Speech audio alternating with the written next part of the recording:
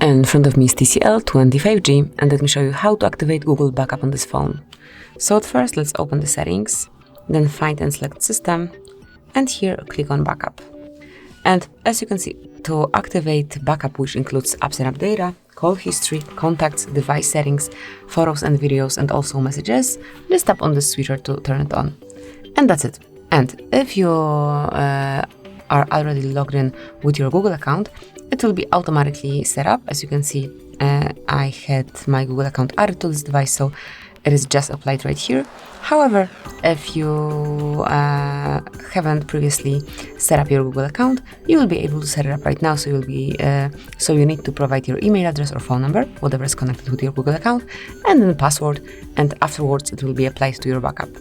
And this is it. That will be all. Thank you for watching. Please subscribe to our channel and leave the thumbs up.